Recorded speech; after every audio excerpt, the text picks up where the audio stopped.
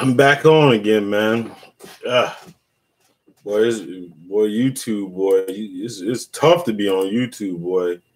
I don't know, I don't even know what's going on, man. But it's hard every time I'm on here, man. It seems like something goes wrong, but I guess I gotta upgrade my camera equipment or something. But shout out to the people that was in here earlier. We were chopping it up, man. Where my Caribbean folks at, man? You know, Sakafet. Sakafet. Rob Warren. Hey man. But shout out to all the Caribbean folks, man. We out here, man. We out here. I was born in America, but I identify if people say that we separate ourselves, and they say might as well separate ourselves, because some of the rhetoric that I hear is very anti-immigrant. Fuck them. I mean, that's just what it is. I got a lot of people in both sides or whatever, but I gotta do what's best for me. If people gonna try to put me on the sideline, hey, I'm just, if you expect me to be on the sideline being quiet, man, you got another thing coming. But I was just on Tone Talks live stream, whatever. The people on there are pretty fiery. He has a lot of people, man. I was watching the one live stream the other day, Tariq Nasheed. The man almost had like 5,000 people in there, which I've never ever seen. Even like CNN and those type of people, they probably have like 2,000 people, but he had like 5,000 people, which is kind of amazing. But shout out to that guy, man. Got to give him much respect, man. I don't agree with his views, especially on ADOS, but get that money, black man. Get that money, black man. Do your thing, man. But man, shout out to all the Caribbean folks, man. You guys show some love to this room. Show me some love, man. I'm gonna chop it up with people, but the one room that I was at on Tone Talks and shit like that, they're going off on Angela Rye. I guess I gotta watch the Breakfast Club interview that she did. I guess I got a lot of people. They got a lot of people hot, and I gotta listen to see what she said. But a lot of people were hot about her. I guess her dad is Caribbean, or her family's from Caribbean, so they're going after her with a vengeance. About a week ago, she was their darling. They love her, because she was very fiery and she was talking a lot of talk. But I guess when they found out that she's Caribbean, and a lot of people have been saying some disparaging things about Caribbean, she's kind of changed her tone on a lot of things. So she got a lot of people hot about that. So they're going after her. They're going after, was it Simone Sanders, and who else are they going after? They're going after a whole bunch of people. I mean, not a whole bunch of people, but that used to be like Democratic darlings, and now they're kind of been outcasted. So there's like a civil war going on in between that. I don't really understand that, but there's a civil war going on. But talk to me, man. Who's in the room, man? Who's in the chat? I got one person in the chat. Got two people in the chat. Hey, the other day, man, I had my my live stream. It was pretty lit. I had over 20 people in there. You know what I'm saying? I'm not on, like the level of a lot of, YouTubers out there, but I was pretty proud of myself. Got a lot of negative comments. A lot of people didn't really, agree with what I said. ADOS stands for Admixed Degenerates of Society.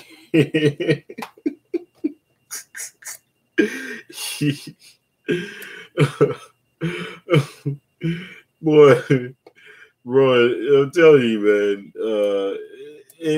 I did a live stream today, and I had a lot of people kind of hot with me because Ann Coulter, you know, everybody know who Ann Coulter is. She's anti just black. She's just anti whatever, man. But anyways, she has a book that she wrote a couple years back, and it's about 3 books. It's called Adios America, how the left is turning America into a third world hellhole. And the whole premise of the book, there she's talking about mostly immigration, and she don't make any bones about it. She has some real beef with African Caribbean immigrants. She says her, she's been saying her, disparaging stuff about brown immigrants, but she really, you can tell. I just listened to a couple of excerpts of the book, and she kept talking about culture. She just kept talking about culture, and she's very, very scared. And in I said this in my video earlier, that if you look at Caribbean people in particular, there's a lot of pockets in America. There's a lot of pockets in America where they change the complexity of elections. Florida in particular. Florida is it's a battleground state. A couple 100,000 votes here, sometimes like 50,000 votes here can change a whole election. And if you look at some of the places like West Palm Beach, Miami, Fort Lauderdale, those type of things, Haitians and like Jamaicans and stuff have a lot of influence, and that really, really, really, really scares the shit out of them. Like places like Boston, New Jersey, New York, those strongholds. In California also has a big like immigrant African population. Minnesota, for instance, she points that out. But you have a lot of these pockets that change the strong. I mean, they just change the whole complexity of elections. And the thing about that is it's dog whistle language that you have to watch out for these people. You got to watch out for these people. So it kind of makes sense why, like for instance, Black Americans, they were turning their attention on basically the brown folks. They had all the talking heads talking about brown people, brown people, brown people, brown people, brown people. And next thing you know, just like that, it turned around to people that look like them, and all of a sudden we're being ostracized and we're being examined and we're being put on a microscope. And that's, I don't think that's by accident. Let's see what's that. Shankira Garvey, this U.S. and ADOS shouldn't be represented by people of immigrant descent. No, it shouldn't. You're right about that. I don't know where they're at. A lot of people are in LA, but it's 45 million Caribbeans in UK. Yeah, absolutely. I mean, there's a lot of Caribbeans in UK, but if you look at the last couple of years, what's happened in UK too, they've kind of had their own MAGA movement, and they had that thing called Brexit, and the person I think that caused the Brexit. I mean, I don't know too much about it but there's a lot of anti-immigrant sentiment too, and it is very similar. It's very similar. not 45, not 45 million. We so-called different blacks, as they say. Yeah, 45 million. That sounds like a lot. I mean, that sounds like a lot more. But I know, like places like Brazil had, big black populations. 60 million. Wow, 60 million blacks in the UK. Holy moly.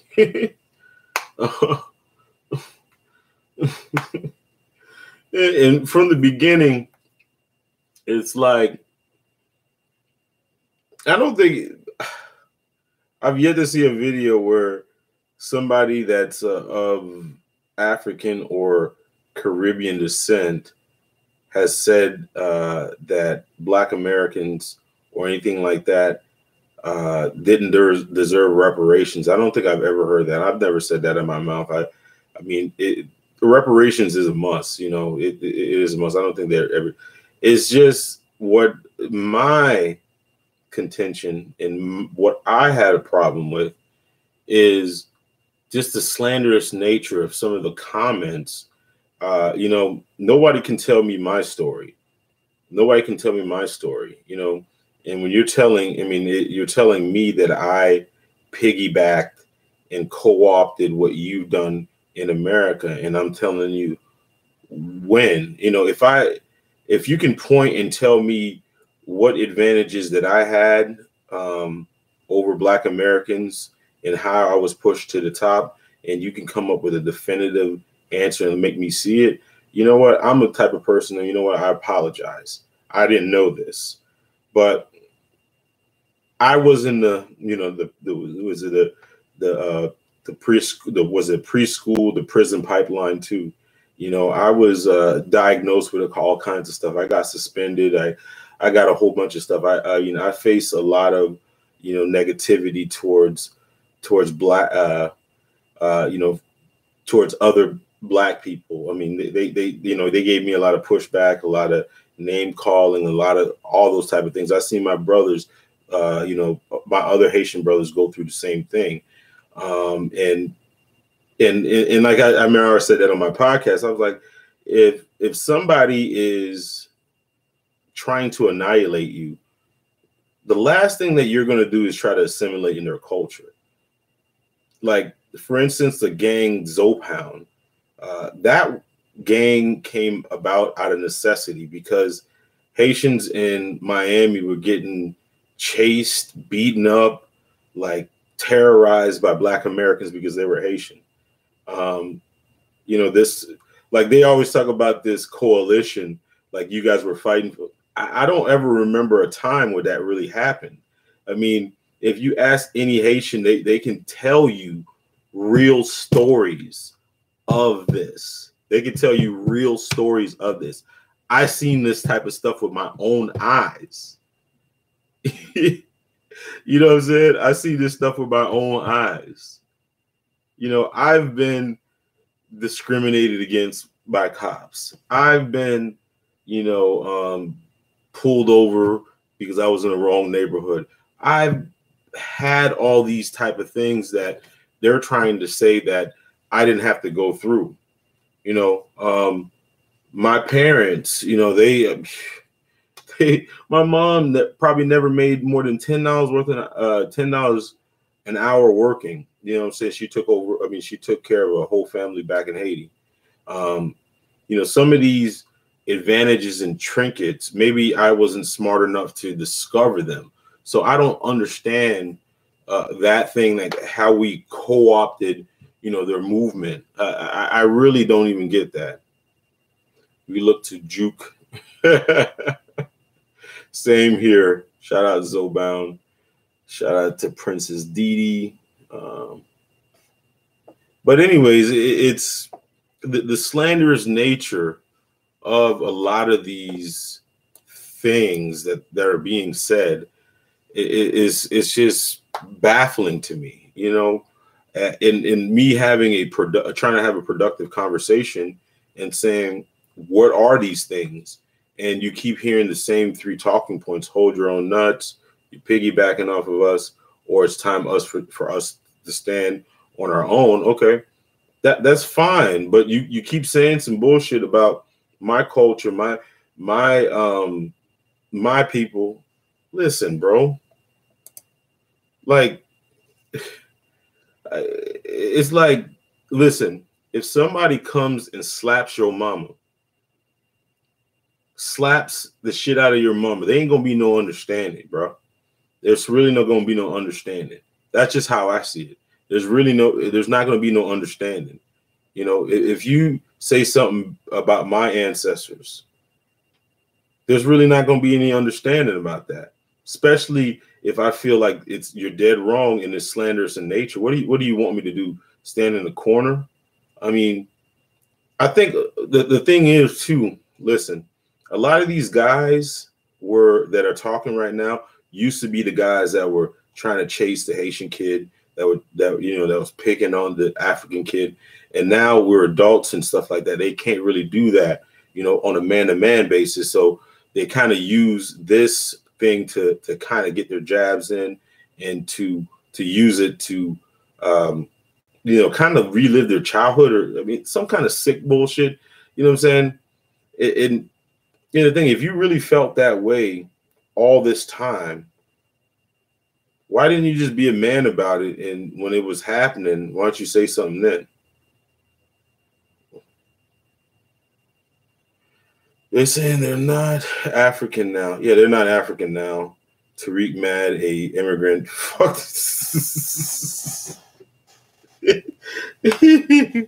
Oh boy. Believe me, I will bend you over my knee and spank you. Boy, god dang, boy. Princess Didi is wilding in here, man. She's wilding in here. What else? This ADOS shouldn't be represented by it. It says, I'm an immigrant. I must admit, ADOS gets the worst because people are nicer and less racist when they realize you're not ADOS. Okay. So they just take all my blackness away. Like they'd be like, oh, you know what? You're ADOS. Like a white person will realize that I'm ADOS and that I'm not ADOS and be nicer to me.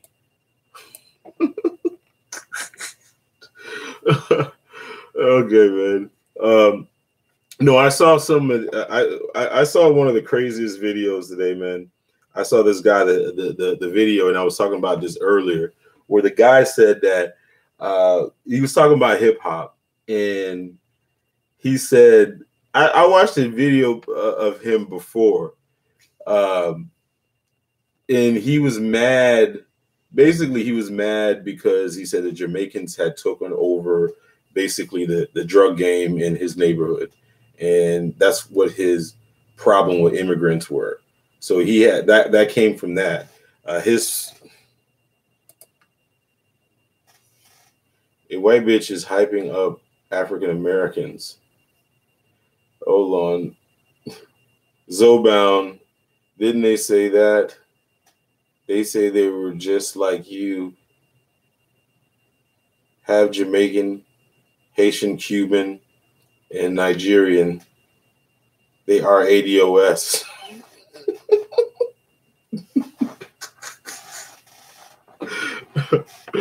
Man, shout out to my Caribbean folks, man.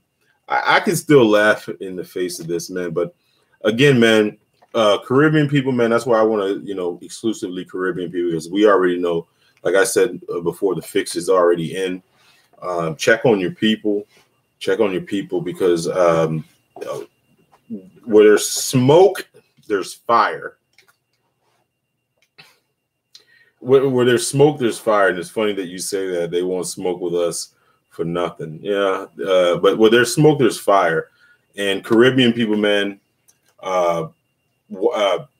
family, for real, check on your people, man. Make sure that, their papers are straight, property straight. They got, their finances in order, life insurance policies and tax liens and all those type of things in order, because the 2020 is going to be it's going to be a defining moment in America, and we gotta realize, as a people, that we're being targeted. We're going to be targeted, and voter suppression is real. When Black people talk about voter suppression, it's a real phenomenon. And if you look at especially the last elections, a lot of people that were winning some of those elections, a lot of people that were winning those mayorships, a lot of people that were winning those Congress seats, the Senate seats, so a lot of politics, because there's a lot of strongholds within America had different sounding last names. And that put a lot of people on high alert. Like, for instance, Florida. Florida is a big, big, big state. It's a big, big state, has a lot of electoral votes, and it has a lot of Caribbean people. So Caribbean people have the ability to change the complexity of the elections within the state. And that can happen to a lot of states too, like New Jersey, New York, Boston area, like Massachusetts, Minnesota, wherever there's a lot of immigrant population, even in Texas. Texas, believe it or not, they have a big Nigerian population. They have a big just African population in general. And that is very, very scary. I mean, that's very, very scary to, like the Ann Coulter type. And if they can suppress, they can scare, or they can do just a fraction of, that voting block, just a little bit, it may be a difference between winning an election and losing an election. And if you look at it from a financial standpoint too, a lot of those cities, because they keep bringing up, the ADOS people keep bringing up the fact, like the wealth gap within America, and they're pointing the finger at like Nigerians, for instance, because if you look at Nigerians, they are doing well financially. They're doing really well financially. If you look at them from an educational standpoint, there are probably, I think they're, as far as when it comes to schooling, they were like one of the smartest, if not the smartest group. They're like outperforming everybody, including the Asians, So they have a big, big target on their back. They definitely have a big, big target on their back. And I'm just telling you, Caribbean people, and you guys need the check on your people, because there will be, we're working against the new ICE agents. There will be, roundups, just like they do with the brown people, but they're going to probably start targeting more immigrants of the African diaspora. You have Atlanta. If you look at the Georgia election, that lady didn't win, but she came close to winning. And if you look at strongholds like Atlanta, there's a lot of immigrants in Atlanta now, Nigerians and African immigrants and all those type of people. So they have a lot of political power, and they have a lot of resources within that community. And you can't be naive about it, man. People in America, America goes to war for a couple reasons. 2 reasons, actually: resources and land. Resources and land. And if you look at some of the big cities, like what's happening in Little Haiti, they realize where Little Haiti stands at. That's like near downtown. It's close to a lot of different things. and they're basically trying to take over Haiti. That's why they've had a lot of sweeps and immigration sweeps and all that type. They're trying to take over Haiti, little Haiti, and Little Haiti is kind of like the Black Wall Street of for Haitians, and they want that. That land is very valuable, and you have those pockets throughout the U.S. And I'm not putting that on the same Black Wall Streets, but those are areas where Haitians are doing really well, from a business owner standpoint and those type of things, and that stuff, they want to take that stuff, man. Trust me, they want to take that stuff. Gentrification is a very real thing, and when you have something like the ADOS movement that kind of gives people an excuse to kind of single us out a little bit, it just makes us easy. It makes us easier because, I mean, that's why I say, make sure you got all your people. I'm not saying, people are illegal or anything like that. I'm just saying, make sure you have your shit in order, because all it takes is them walking in there and be like, hey, you know what, where's your visa at? Or where's your passport? And maybe you forgot to renew it, and you're a business owner. They can kind of choke you out, and they've used that type of strategy. Let me read some of these things. All immigrants should give thanks and praise to ADOS, because it's not for their struggle no Black immigrant would have been allowed in this country. We as immigrants should support ADOS in their quest for justice. True. Asians don't say nothing to Caribbeans like that. In America, driving fancy cars, ungrateful ass. We would get reparations too, because America enslaved us Caribbeans. Yeah, that's absolutely true. I had a discussion with a guy earlier. He was talking about the British, and I was like, the British.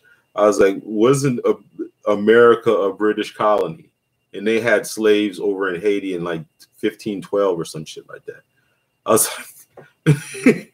like, wasn't part of the United States a French territory, and they had slaves? And then he was like, oh no, oh no, he was like laughing it off and shit like that. But we give thanks, but at the same time, somebody will be like, from the ADOS movement, and I understand what you're saying. We should give thanks, Sankira Garvey, Ms. Garvey. We should give thanks, but you know what? But you also, when you say like, you know what, Haiti fought in the Revolutionary War to help United States win its independence from the British. We fought in New Orleans. We fought in Savannah, Georgia. I mean, they fought a lot. I'm not a historian, so I can't tell you what all the battles that they fought, but they definitely fought that. They choked out the French to where the French had to sell a big piece of the landmass to America for basically pennies on the dollar. But how can ADOS people get away with saying that we've done nothing, we've contributed nothing to this culture, or we've never reciprocated? Like Africa had 2 different lands where they offered free slaves to come not immigrate to, they come to free land, and they turn around and says, you know what, America, African countries or Haitian countries or Caribbean countries has never offered that. Haiti has offered asylum to people around the world for centuries, but my claim is with the French. Okay, Louisiana was a French territory. United States occupied Haiti. United States created all these puppet leaders that pretty much destroyed our country. And this is a product. Duvalier, for instance, was a product of the United States. Looked like to me a group of people who got beaten by their other group of people, and now they want to attack a group of people in a worse position. Easy for. Yeah, I mean, I was thinking about that today.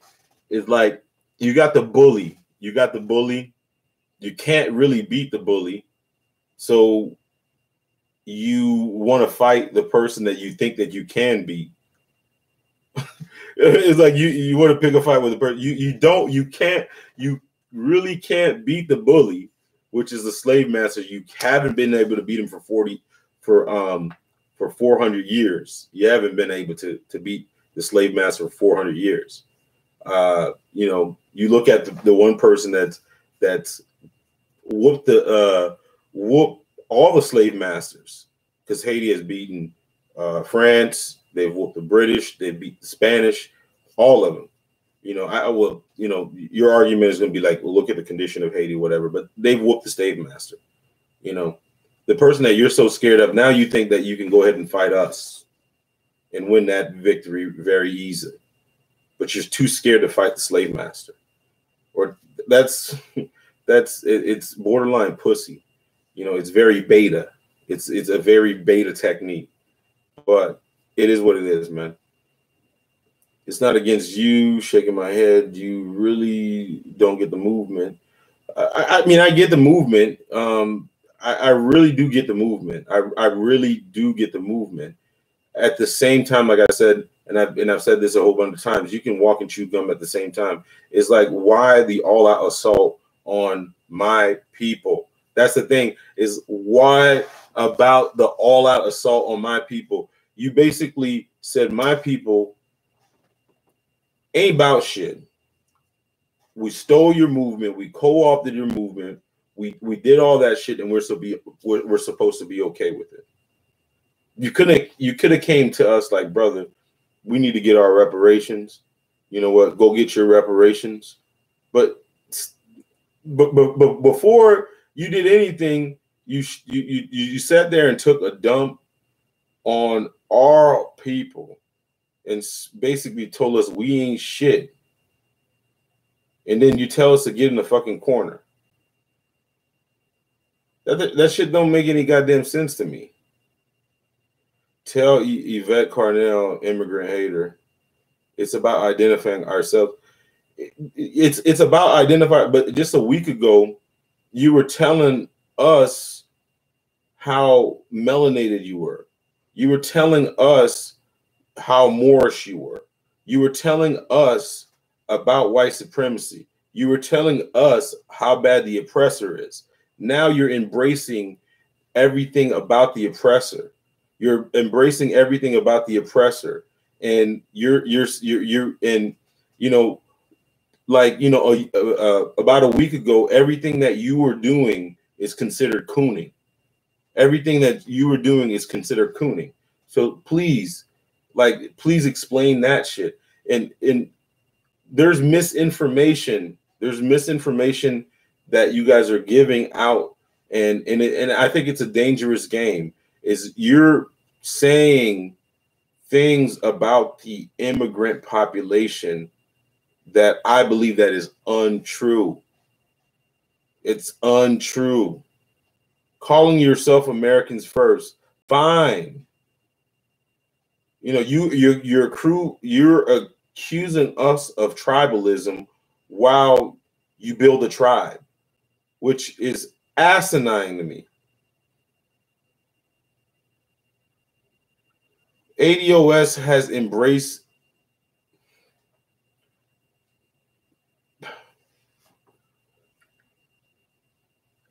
that's not really true. That can't be really true, because you're telling us that you really didn't fuck with us to begin with. You're telling us that you really didn't fuck with us to begin with. There's no real between AAs and Caribbean people, but this ADOS movement online can start one. Yeah, there's really no. Yeah, you really do gotta put that shit in proper context, because you have the three leaders of it, and they may have like 50,000 to 100,000 people strong they're mostly consumers of their products and stuff like that will listen to their stuff, and they can lead them into a burning building. But they don't, I mean, from a political standpoint or a real power standpoint, they don't really have any power. They don't really have any clout other than the entertainment factor of it. So I think we have to be conscious of that too.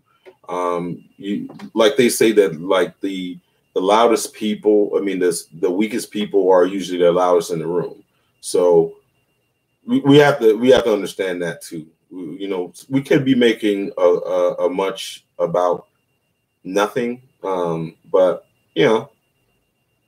ADOS always wanted to embrace the brothers from other countries. It wasn't reciprocated. It wasn't reciprocated. That's crazy. That is so crazy. It's like you are part of a power structure that's had its hands around the neck of Haiti, the hands around the neck of African countries through colonialism. And you're asking a country that, the average person probably lives, a couple dollars a day, really, really poor. Like, for instance, Haiti was the poorest country in the hemisphere. And the United States has done nothing but, took advantage of their resources, took advantage of African resources, the diamonds, the cobalt, all those type of things.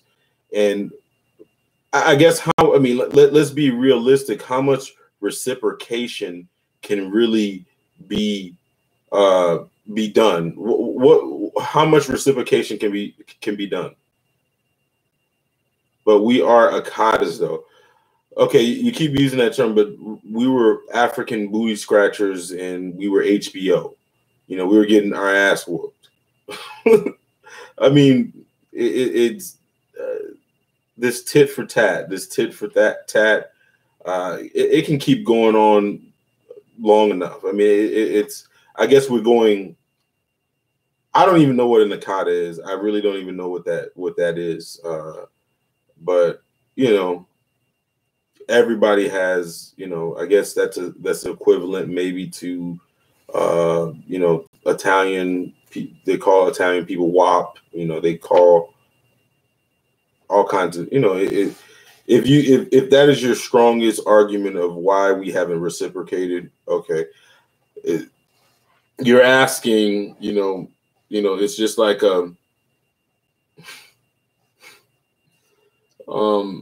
person. I mean, I'm not saying they're well off, but like, a person with a little bit of money saying, "Hey, brother, I know you ain't got nothing, but let me hold something." I don't even know. It means cotton picker, or so I was told. I don't really know what that means. I hate division depending on region. Getting us our claim from the United States has nothing to do with your identity. It doesn't have anything to do with our identity. But you have smeared our identity. You have smeared our identity. You have made it seem like we're some type of leeches or something like that. We've been leeching off of you. I don't understand where you can get. I mean, you don't get that. You don't get that. It's just like, and I used this example before. It's like a person that gets drunk, right? They get drunk. They get really drunk, and they go off on you, and they tell everything that's fucked up about you, or they hate about you, or everything. They can't. I mean, how they can't stand you. Blah blah blah. And they wake up the next morning acting like everything's okay. You're still going to be like, man, you said all this shit about me. I mean, is it that much? When they say when somebody gets drunk all the truth comes out. Some of the truth is coming out. You know, I don't know how you go back from that. The pushback has been crazy. A person, it's like, what, like really what pushback that Caribbean people have really given you that's meaningful? And I'm being sincere about this. I really don't, from a new human nature's perspective, I don't understand how you can outcast someone and say all this stuff about someone, and then at the same breath says, you know what, brother, you need to support me. I really don't get. I mean, it's if you are capable of doing that type of stuff, you're a better person than I am. So has Jews. That wasn't even Matt. What?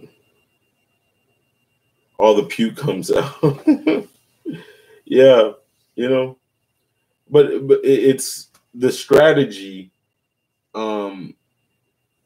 It's a MAGA strategy to me. It is a MAGA strategy to me, which is fine. I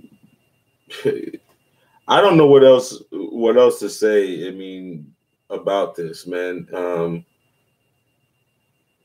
I really don't even know what to say about this. It's like you're speaking on deaf ears. Like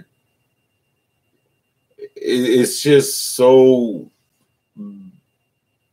baffling how you could not. You guys don't understand how the rhetoric that is being sold to you guys by some of your leaders and that you guys are co-signing is anti-immigrant. I mean, just like I say, if somebody goes and slaps your mother, is there going to be any understanding? If somebody goes and slaps your mother, are you going to be like, oh, you know what? Maybe she deserved it. I don't get it. How can I get some? See that? Even though I can get how some of it can see that, even though it isn't. I don't have a leader. You're right. You guys, I mean, don't have a leader. I'm just talking about the rhetoric that's been used. But the other thing is you got to look at how America works, man. This is not a new thing. These promises have been made for centuries. This promise was made, you know, after slavery, and it never happened.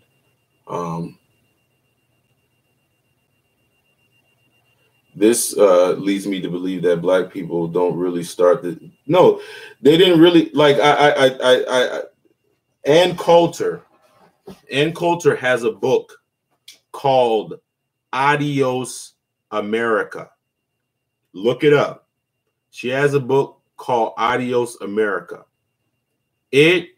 Some of the talking points that she's talking about in the book are verbatim what people of the ADOS are saying.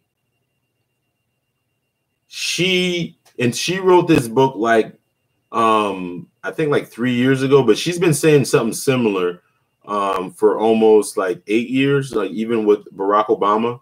She's been saying the same thing. Adios America, and it's about immigration. It is very close. Come on, man. And then what's the name? Tariq Nasheed had put a post, and she went in to the post and pretty much corrected the man. You know, and she's never talked about reparations on the thing, but some of the talking points are just like that. And you look at Yvette Carnell, and I'm not making a disparaging thing. And I always have the, you know, disclaimer. I don't really know that lady, but I know that she is, you know, she's a lesbian. And I remember the whole Black movement was totally against the LGBT community because they felt like they were co-opting a lot of the Black movement and kind of ruining them. And then you have her as a face. And then you also have Antonio Moore, which he's an attorney, and he's I think he used to work for the DEA, the DA office over in California. California has notoriously one of the worst criminal justice systems in America. And you remember you guys were against, you know, when Trayvon Martin got killed and all these police, you remember all the stuff that, you know, the black movement had to say about those type of people. And those two people are the face of this movement. The two people that some of their ideologies that totally conflicted with Pan-Africanism and, you know, the black movement are leading another movement that is asking you to embrace your lineage. That's the language that they've been using. Embrace your history. They have American flags. You know, you remember when, you know, a couple years ago when we were standing with Kaepernick and we were listening to the Pledge of Allegiance. We were listening to the national anthem, and we were listening to all the words in it and how oppressive that was. You remember all those things, and now you have these people that are draped themselves in that oppression, and now they're embracing their lineage. So you don't think that is a little bit?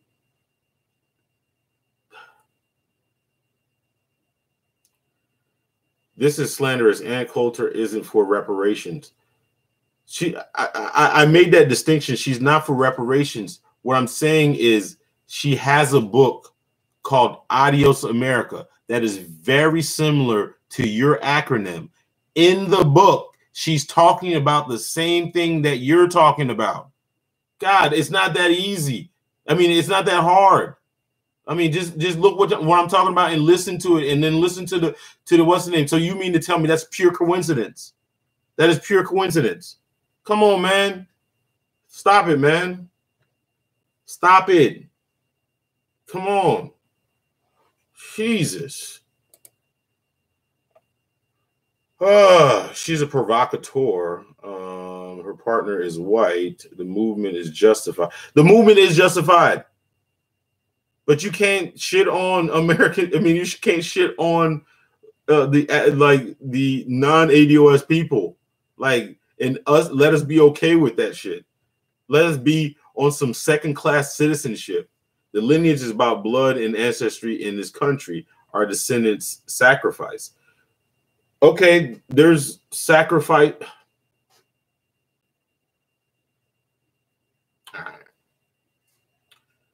Oh boy, here's Arthur. He always has something, you know, negative to say. This guy, when Trayvon Martin got killed, never heard West Indian says he deserved it.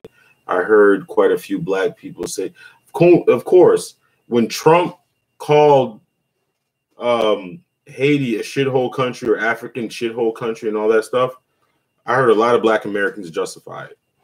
Oh, you know, right? He is right. It is a shithole country. Oh yeah, it's a shithole country. Come on, man. Stop playing that game.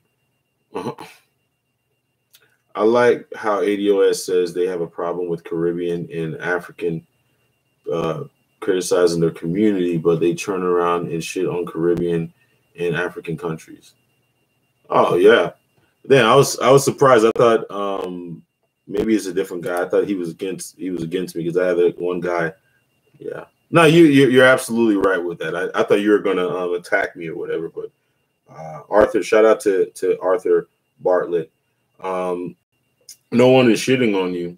Yeah, telling. I mean,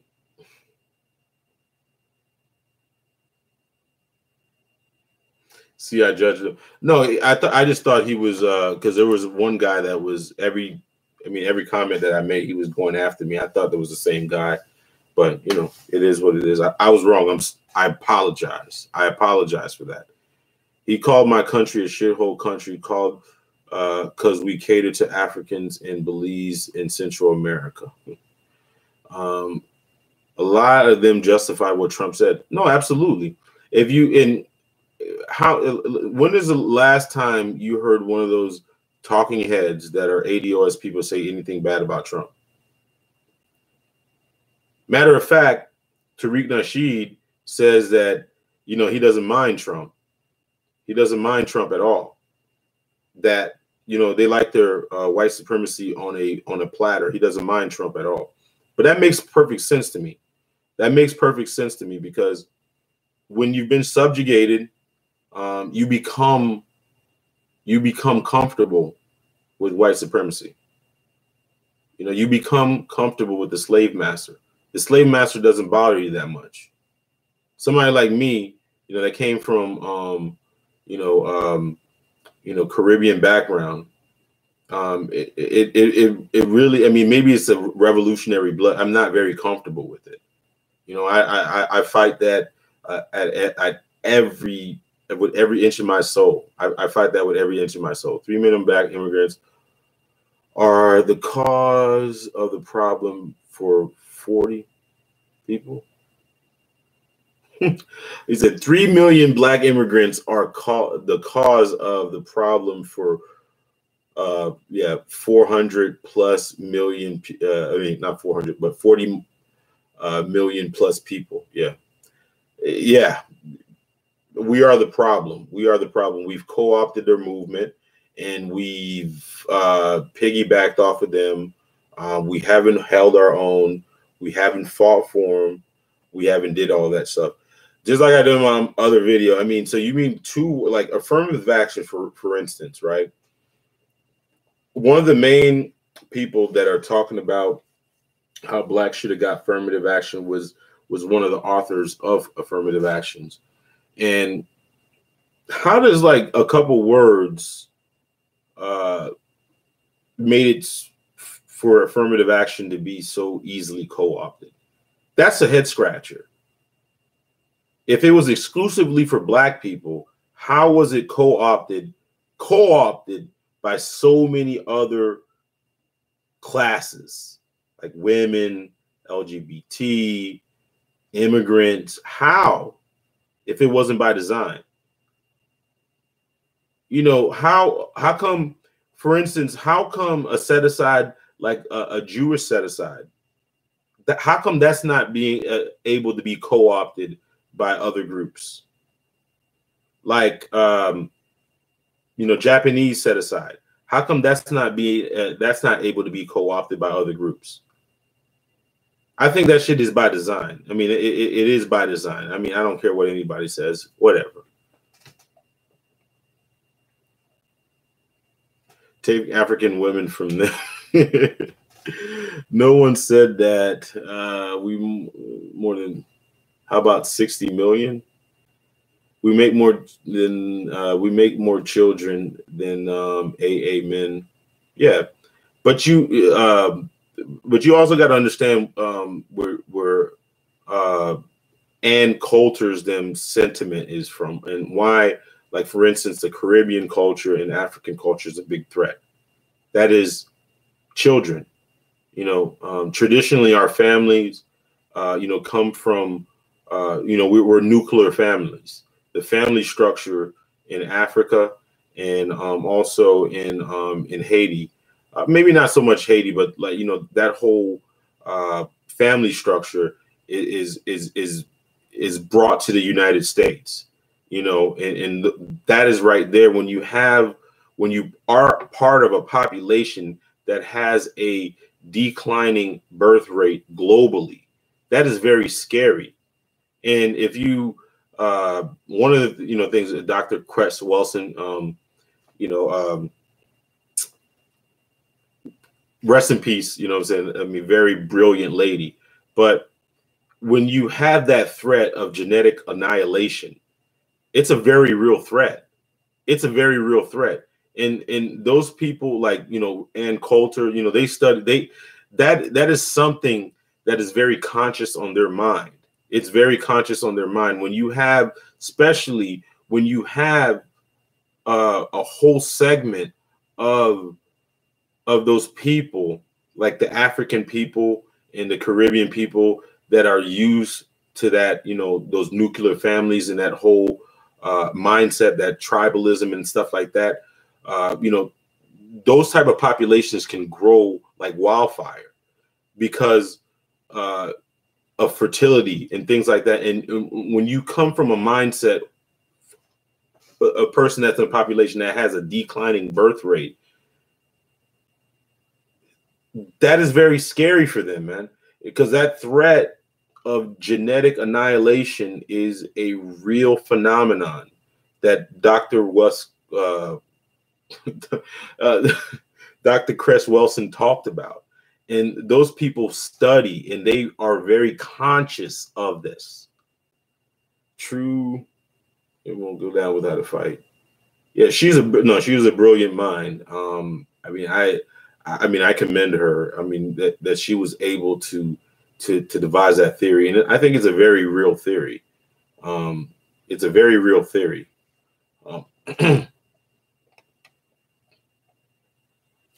He's just an opportunist.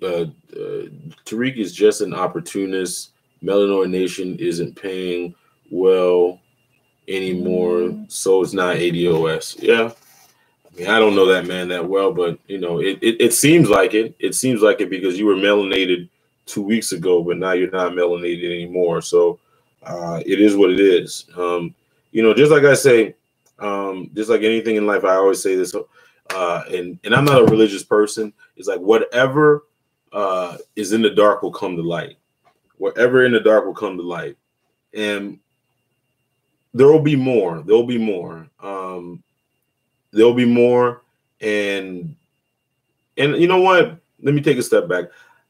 I really do hope this reparations does work out. Sincerely, I do hope that, because the African people, just in general, globally, are oppressed people. I understand that there is something inherently different about the African people that they are descendants of this country, you know, I'm not going to say slave, you know, there's something inherently different about the, you know, those type of people. Absolutely. I believe that. I definitely believe that. But the thing about it is getting the reparations. Is it really worth it? Is it really worth it to get reparations and try to assimilate in a society that's never showed you any different? You know, they never showed you any different. You know, they've said, you know, throughout different eras that, you know, you were supposed to get this. You know, like they say, you know, fool me once, shame on you. Fool me twice, shame on you. Fool me 3 times, shame on me. Fool me 4 times, shame on me. You know, how many times you need to get fooled? How many times did you need to get fooled? You know, and when you have I think, I don't know if we have a desperate people in this nation that I don't know. I can't. I mean, I'm not going to say we're desperate. It just doesn't make sense how we're so easily bamboozled, especially when we have the evidence right there.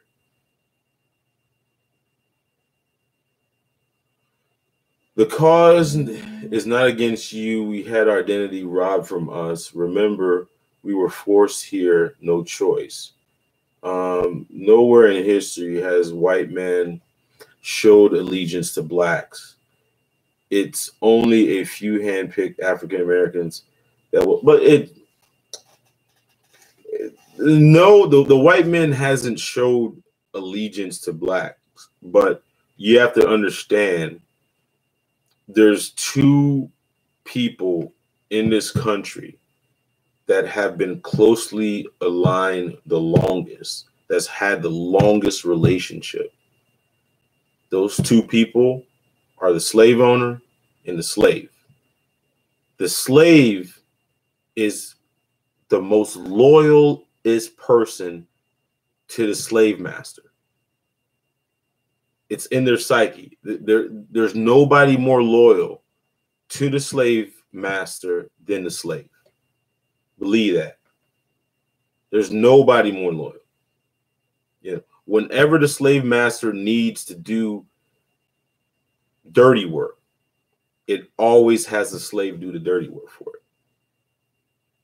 Always.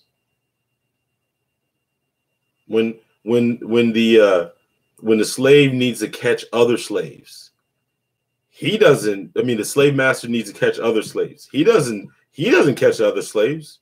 He has his slave master. He has Sambo go catch him. He has Sambo go tell on him. He has Sambo go watch him.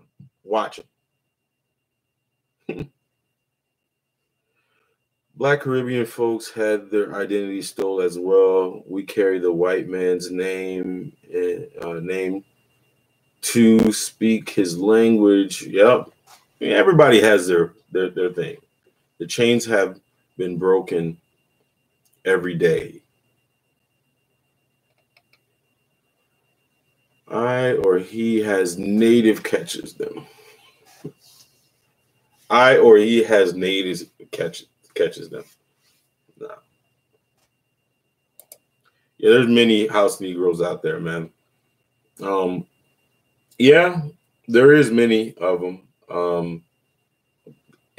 Only time will tell. You know, it's funny. I saw that they have a convention for the ADOS movement, and again, I hope that is a successful thing.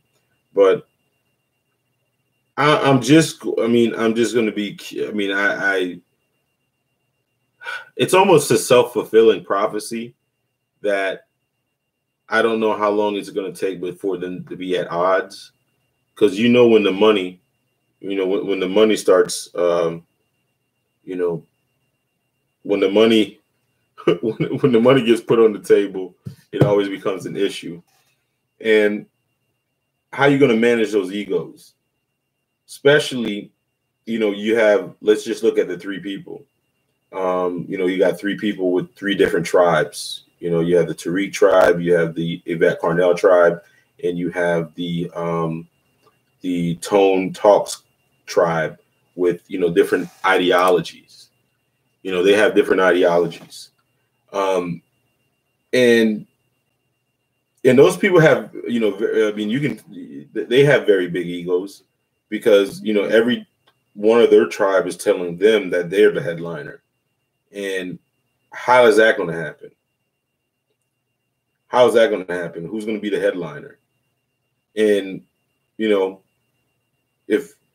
just think about human nature. If you have a convention and all of a sudden Yvette Carnell says she's the headliner, and then you have Tariq Nasheed, and he's like, you know what? I got a bigger following than wasn't it? How come I'm not the headliner? I don't know. I just want to see how that goes.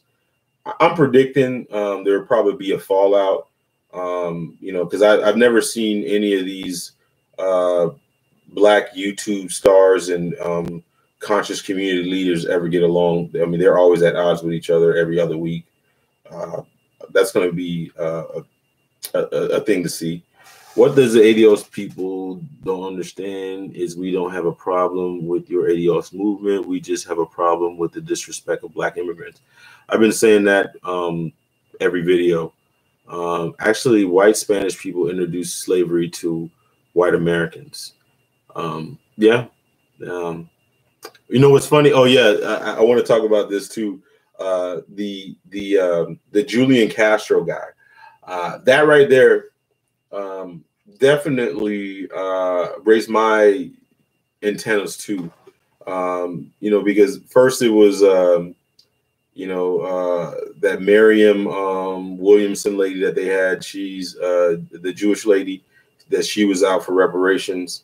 Then Kamala Harris, she fell in line, and then next thing you know, Elizabeth Warren fell in line, but she was trying to make it all inclusive, because she felt like that Native Americans needed some more reparations or whatever. And then you had Julian Castro. Julian Castro, I don't know too much about him, but he looked like he's a white Latino guy, and which he was talking about reparations, and he was talking about reparations. And I'm like, God, if he's talking about reparations, I mean, usually the Latino guys in those, I mean, most of those, country, I mean, like those people, they come from backgrounds in countries that they're they have open white supremacy, the caste systems. If you go Dominican Republic, Cuba, Venezuela, all those, I mean, even Mexico, it's an open caste system. So those usually, you have the white supremacists, then you have the Spanish or the Spaniard, which is basically the same equivalent. And he's saying about reparations. And usually they're a little bit, I think they're a little bit harder on blacks than the white people are. And I'm thinking, if he's saying about something about reparations, man, there's got to be something up, because they don't make any damn qualms about that shit, boy. They don't make any La Raza. I mean, they don't make any qualms about their disdain for black people.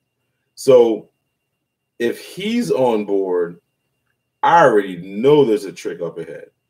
There is a trick up ahead. There's a damn trick up ahead. But I don't know, man. I hope not. Black Latinos are brown. They get discriminated by white Spanish people. Yeah, it's an accepted concept, the caste system, in most Latin American, I mean, just Latin countries. I mean, it's open. I mean, I don't even think that they don't even try to hide it. They don't even try to hide it at all. What type of repetition you think a reparation should push for? For example, money, land, or control of a particular.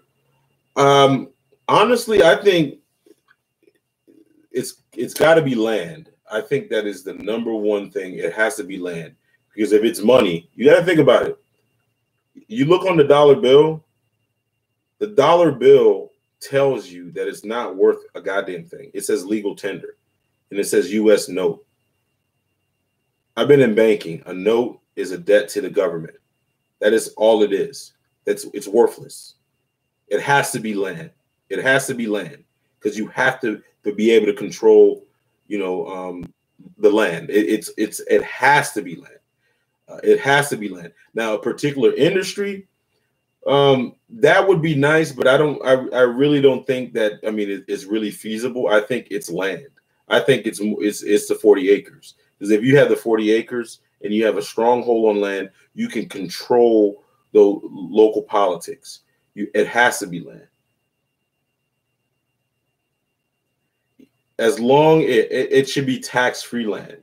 It should be tax-free land. It should not be anything like the Indians. The Indians, they have a model that we should stay away from. We should stay away from, because if you look at them, their reservations. A lot of people love to say, the Indians, got their reparations and they're so well off and stuff like that. Their reservations are full of disease. They're full of crime. They're full of poverty. They're full of all those things. People don't talk about that. I know for a fact, because I worked at a bank and we were real close to a reservation, and they even had a casino. This lady used to get like $10,000 a month, and she was broke probably by the end of week 2, because they were just so messed up. Money's not everything. Like, U.S. currency is worth nothing. It's worth nothing unless that you can convert it to some type of tangible asset that appreciates. That it has to be land. It has to be some type of tangible asset that appreciates. I would rather, if they need to allocate land, I think they need to allocate some type of resource, some type of industry. I think that's a great idea. Land, grants. When you get into business grants and those type of things, those things will be co-opted. Those things will be co-opted. They will be co-opted. Like, for instance, minority-owned business. I'm a business owner. Minority-owned business. Like, for instance, Yvette. I'll give you an example. Like me and Yvette Carnell. right? Me and Yvette Carnell, we can both have a minority-owned business, and we can bid a contract. She'll have an advantage over me. Why? She's a woman, and she's a minority. Me, I'm just a minority. So she has preference over me. Also, she's LGBT. See how easy that can be co-opted. It can be co-opted. Yeah, oil resources,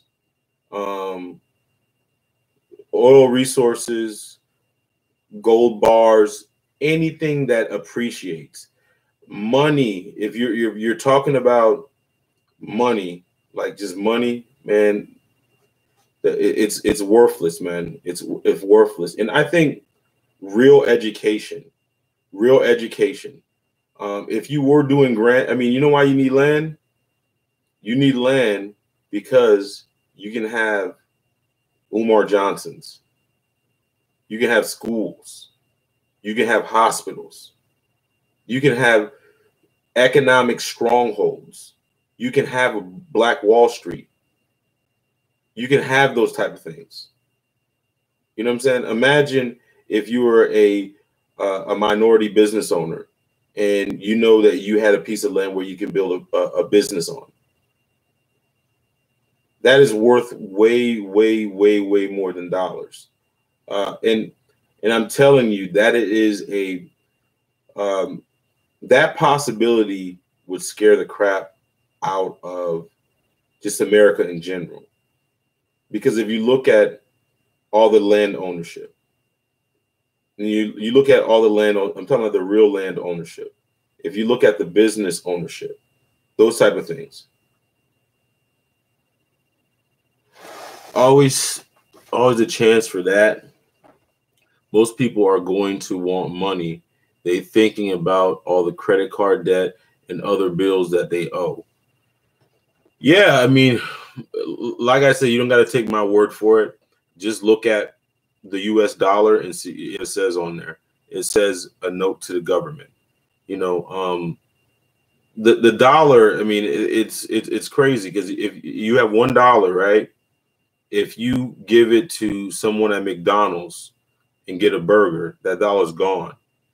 If you take that dollar, you buy a piece of land or you buy a stock, it's there. You still have ownership to it. It appreciates. That's the difference. When you buy, you know, that hamburger, you're paying tax on it. So that dollar, depending on what state you were, is worth less than the dollar. If you keep that dollar in your pocket for a year, that it gets ate up by inflation, like 3% inflation. You know, you're working against that. But when you have land that appreciates, when you have a stock that appreciates, when you have gold that appreciates, you have to find a way to change that dollar into some type of tangible asset that appreciates, unless it's going to be worth nothing. You know, you can give someone $400,000. Like if you look at lottery statistics, and this is not me just making up numbers or whatever. Like, I mean, I think the percentage of people that win the lottery, you know, they hit those jackpots. I think like 90-something% of them go broke. You know, within like a year or something, they all go bankrupt. U.S. will go bankrupt with the dollar. It's already bankrupt. That's the thing. That's the thing. He says, was it $22 trillion in debt? It's already bankrupt. If you have a deficit of $22 trillion, that means you're broke. You know what I'm saying? If I look at my bank account and it says negative $22 trillion, that means I don't have any money. Man, shout out to JJ Philly, man. You know, I mean, I know it started off contentious, but man, shout out to you, man. Peace and love, man. Yeah, the Chinese do own the U.S. The U.S. They own they own all the treasury notes. Well, I don't know if they own all the treasury notes, but they own a big chunk of it, which is crazy to me. I'm not a economist, but I really even doubt that. But it's always fun to say though. It's funny. I wonder if they really own that much of the U.S. debt. The money that should be given out are business loans or home loans. No, I don't think so. I mean, I when you go into notes and things like that, man, I think that you're going to chart dangerous territory, man. You too, man. Take it easy on me. I think you're going to chart dangerous territories. I just think that the 40 acres in a mule concept is what needs to be done. I mean, I think anything less than that, why not business loans? Because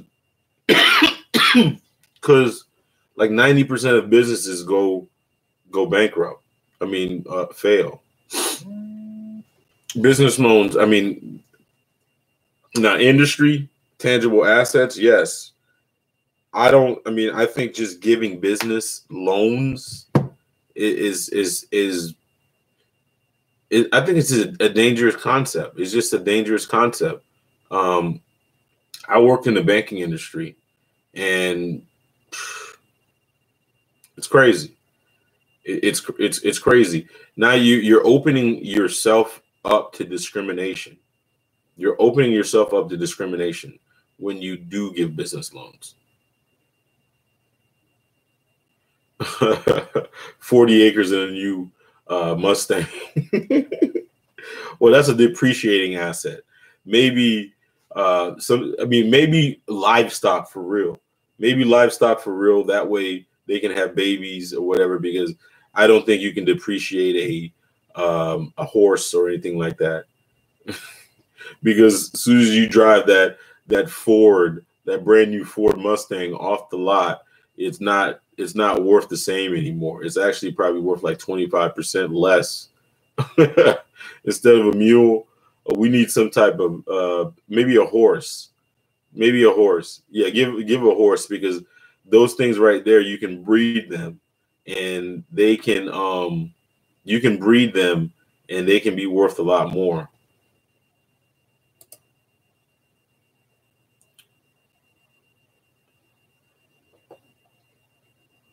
I'd never been discriminated getting a business loan. You haven't? I worked for the bank for 14 years. I was a small business specialist.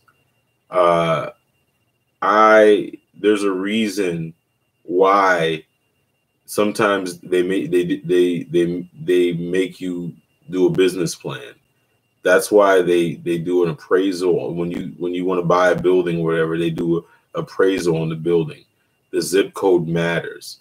There's a lot of covert things that goes on during the underwriting process. A lot of people don't have no idea about. The application. Like I remember one time, this one black guy came in for a loan. And I was working I was working with a business partner, and there were certain loan thresholds that I couldn't even go. Like I couldn't even go. As soon as a black guy came in, and I even overheard them say this, and I chewed them out about it, and they didn't think I heard about it, but like after because the guy came to me first, because I was a brother or whatever. But he was out of my my loan, so I gave him to the person that kind of worked the middle market, and I was like, I overheard him. He's like, I cannot believe that he gave me this loan. This guy's not going to pass credit. This guy's not going to pass credit, and that right there, because the loan officer that took the application, believe it or not, they control a lot of the loan, the process.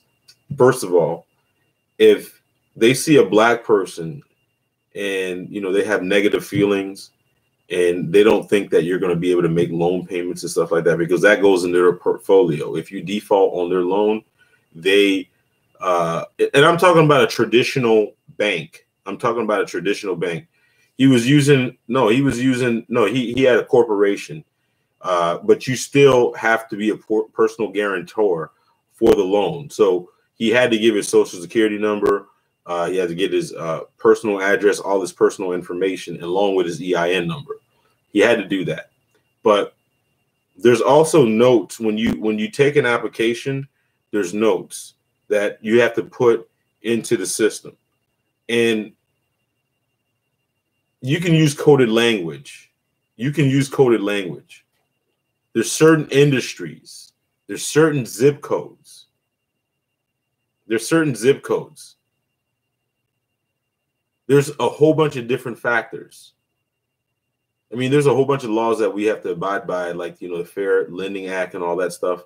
But trust me, the process is very, very discriminatory.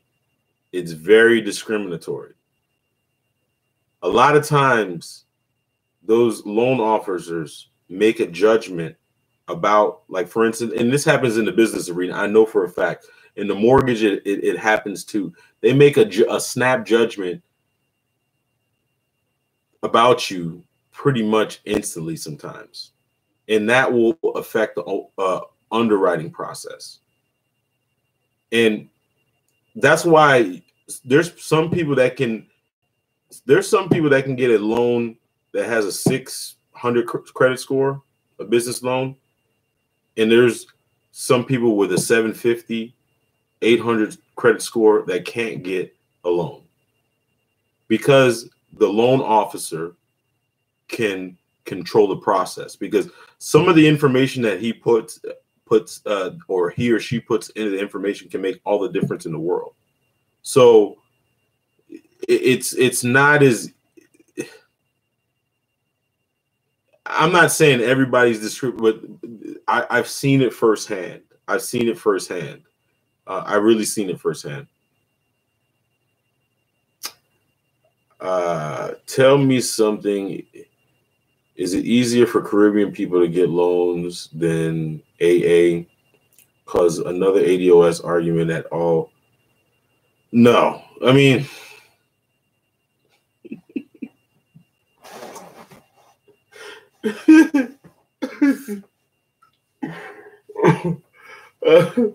when you walk in there, man,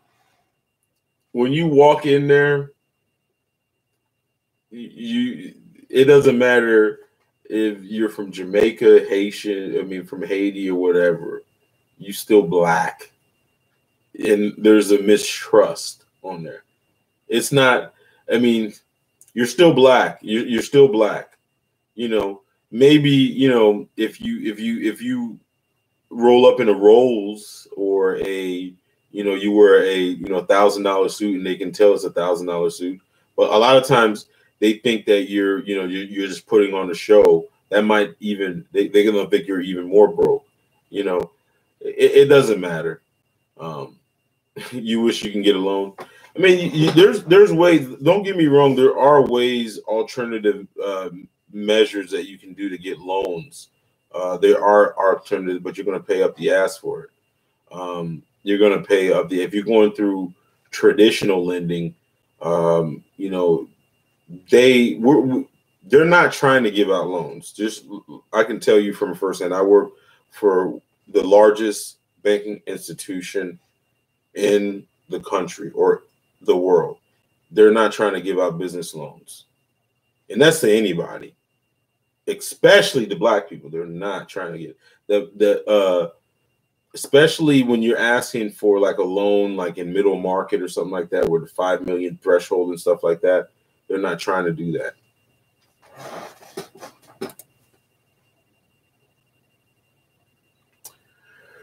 That black immigrants get seen differently.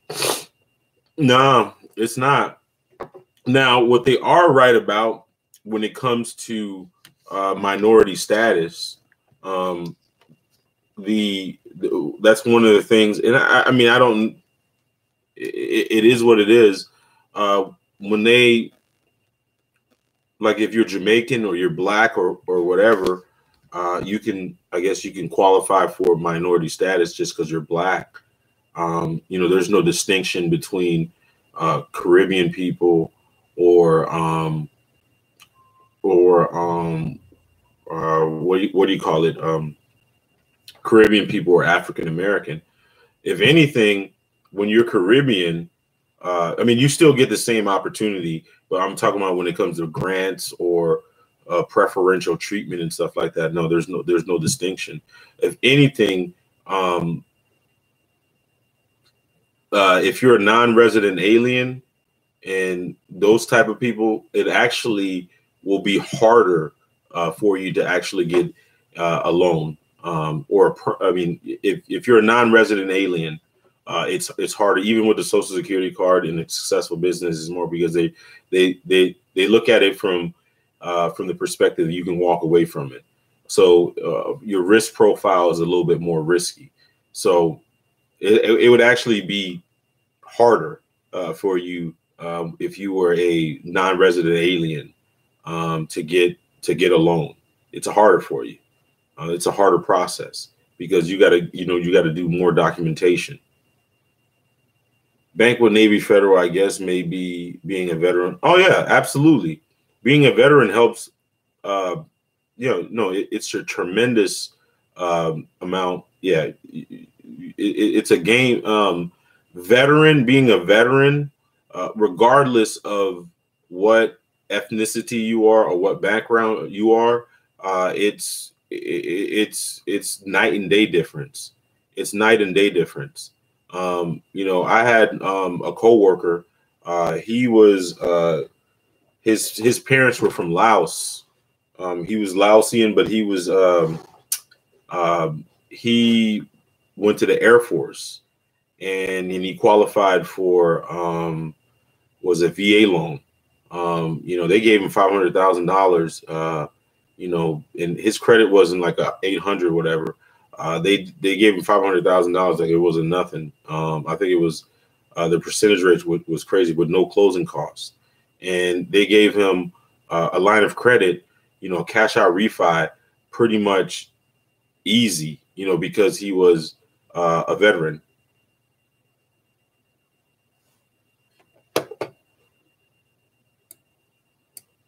Yeah. Non-resident alien means without citizenship.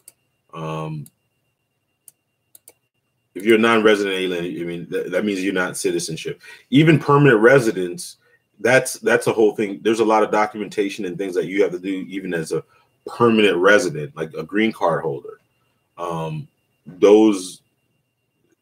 It's not the land of nuts and berries, man. It's not the land of nuts and berries like a lot of people might perceive. It's not. It's really not. White immigrants get loans fast. Yeah, you're absolutely right about that. Because it's all about, you got to understand the loan officer, especially from a business lending perspective, has a lot of power. They have a lot of power within that. And and it's a systemic problem too. That let me touch on the systemic problem. You may, like, for instance, a German a German business owner.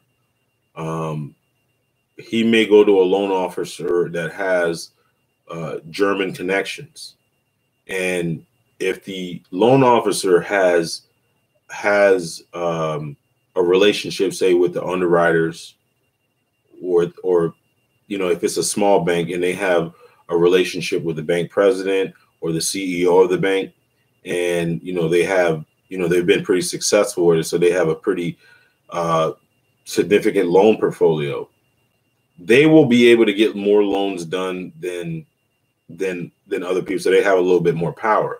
Now, if the white immigrant has some type of connection with that person, it doesn't matter what their credit score is. If the loan officer can make enough of a case to justify the loan, you know, it can get through. It can get through just because of the relationship that the loan officer has with that particular client. One of the problems is when you have a banking institution, you don't have a lot of people like me that are in position to be able to make those decisions, that have those relationships with those underwriters, and that have those relationships with the bank presidents. It's just because there's not a number of me. So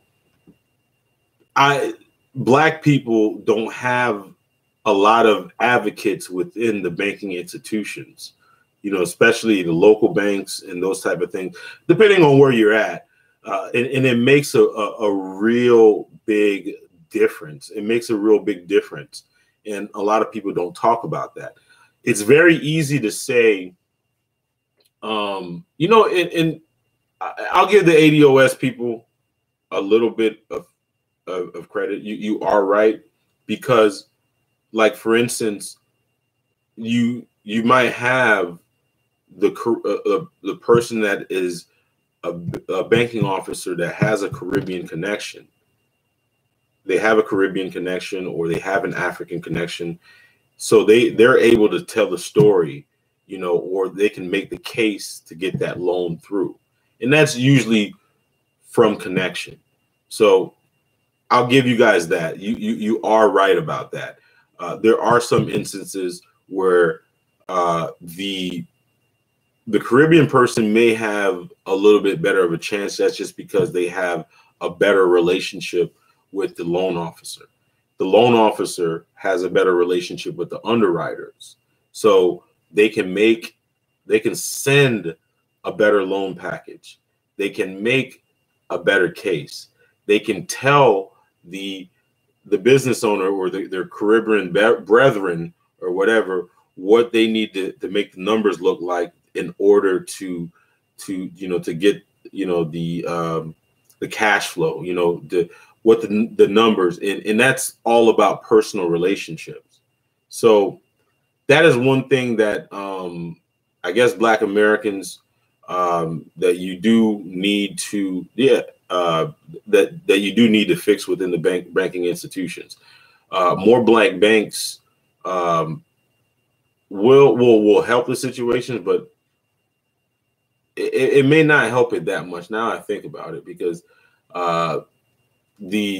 like, for instance, a lot of the banking institutions, if you look at like some of the leaderships in even the Black banks, those people are you know, frat boys. You know, they're frat boys.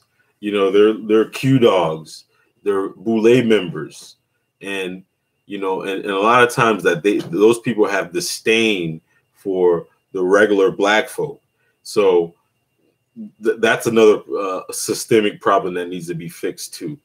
You know, I'm sorry to be long-winded, but I mean, I was in banking. It's pretty complicated sometimes. It's really complicated.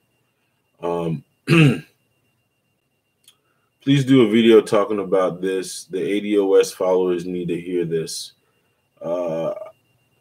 Very few Black loan officers.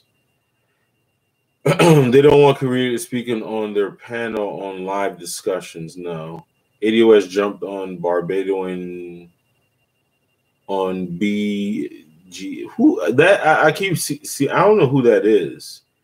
BGS channel. They were ganging up on him on the panel. Yeah, it's crazy. I can go on their room right now. I mean, it's just nothing but trolls most of the time. They don't really got anything productive to say. It's just the same old Bo, you know, we're having a nice discussion here. He's O'Shea Jackson. Shout out to him, man. The Mano Spear, the Brother Pill thing. I think their whole channel is pro ADOS, and you know, they're ADOS, and which is crazy to me. O'Shea, O'Shea's always talking about going to Africa and all this stuff, and then he's ADOS now or whatever. I don't get that. They are like jumping, crying spear. I see that they stopped talking about that too, and one of the silent voices that I didn't really see make any videos, and I wanted to find out what his opinion, because he's been Pan-African. I wanted to see what, I wish he would do a video, would be Umar Johnson. I want to see what Umar Johnson's whole opinion is on this whole new movement. I'm just curious to hear what his opinion is. But Brother Polite, I haven't really heard or hear him say anything like that. I like O'Chea's channel. I like it too, man. I like it too. I like his thing. There's a couple people that usually get on my nerves. Is ABL, the coon of all coons. He be coon. O'Shea was pandering in BGS, saying anti-immigrant shit. Yeah. I heard them saying how it's cowardly for someone to leave their country and search for an opportunity, yet these square niggas leave, they block, and they'll come back to their hood ever. These niggas, hey, can you understand the hypocrisy of that? The guy just said that he think it's cowardly for us to leave our countries. This motherfucker's in Poland. He's in Poland versus Compton. Get the fuck out of here, man. What the ABL love white titties. This nigga said these squares won't even go back to their hood. This nigga's in Poland. Fuck out of here, man. That would be interesting to hear what Prince of Pan-African has to say, because technically he's what we can call an ADOS. Yeah.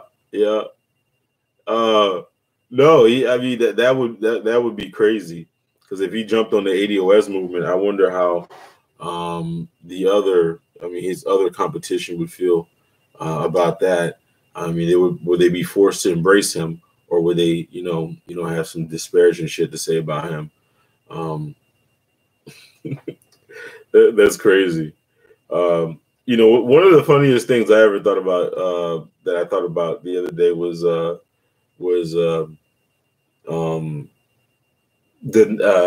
like they give the Nigerians like this reputation of scamming and of scamming people and doing in like finessing people out of damn money and just finessing people, like how they used to finesse people in the early 2000s when they used to write those emails to people and says, you're a African king or you're a British queen or shit like that. All you gotta do is just send me the tax money and you got this inheritance. I would, and he like this scamming, like scamming like these people. They blamed it on Nigerians. And fast forward 2019, what are they doing? People leave the hood and go alive with the whites in Beverly Hills. Umar says he understands ADOS movement, but he isn't a supporter. I saw the video today. I gotta see that. I got a lot of admiration for Umar Johnson. I got a lot of admiration for him. I mean, I don't believe in everything he says, but the persistence, man. If you had four years of people calling you scam artists and people not believing you, people trying to co-opt you, people at every corner, you had strippers, you had all kinds of people just trying to salt your name and do all kinds of stuff. You had people making, he survived Tariq, which is in the black community. Usually he takes everybody down he wasn't able. Well, actually, I think Tommy Sotomayor got actually bigger, and Sotomayor was able to get a damn white audience, and I think he's making more paper, way more paper than all those Negroes, and he was able to survive Tariq. But I mean, through all that, I thought, people were ready to cancel Dr. Umar after that whole little spat. But you got to commend him, man, for being able to stand strong and being able to get that school, and even with being able to secure the school, there's still a lot of detractors. There's a lot of people that still think he's phony, still think that he's not that guy. So I got to give that guy a big shout out, man. Then during the barbecue, they got to keep the music volume down to 15 on. You guys are riding on the manosphere, the cryosphere. That's what they call those guys. they call, man, the one guy, that dude Donovan Sharp, like that dude is straight up just I don't even know what the fuck he is. Like that guy right there kills me, because that bitch loves white women. He will, like, all you gotta do is just say like a black woman's name, and that bitch loses his shit. I don't know. I almost think that like some black woman really, really, really, I mean, put it on him and then took it away from him, and then he's just mad, like just mad about that shit. Like that guy just. I mean, I'm not saying anything disparaging about him, but he trips me out, boy. You just give him just a little bit of room to say something. I mean, like if you just mention a black woman, if he smells somebody like a black woman, if he catches a whiff of black, boy, that bit goes, he loses his damn mind.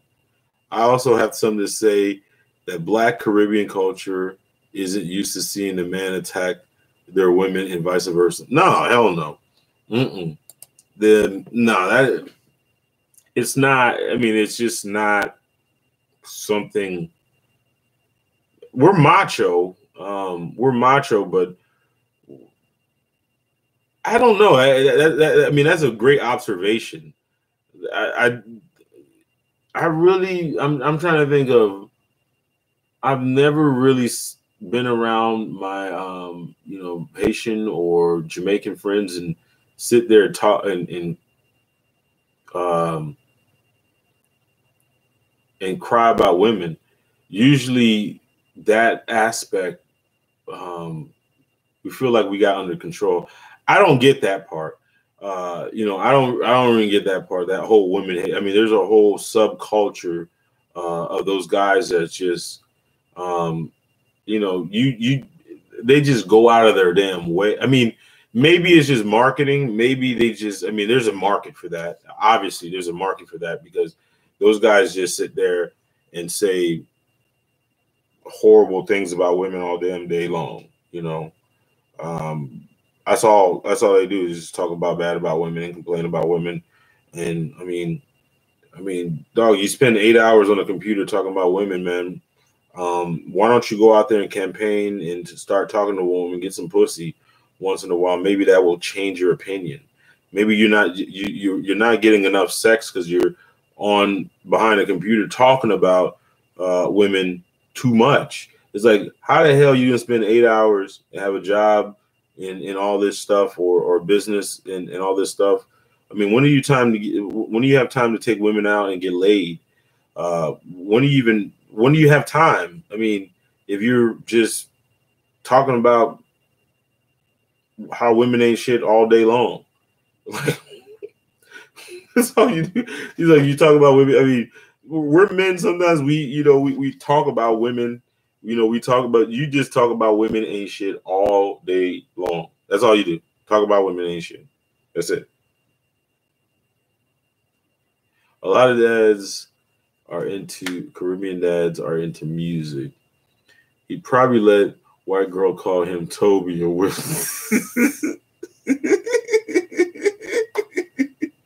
I will never take I would never take dating advice from me either, man. This is I mean it's hard to believe that any of those dudes get any pussy at all unless they just straight up pay for it. But they're all about tricking, which is fine. I mean I don't have anything against that. My dad teach me how to my dad did teach me to hit women. we're macho, but we don't sit around for hours attacking women. No, we don't.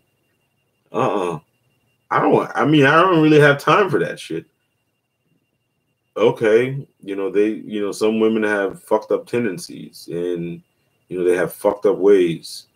Okay, all right.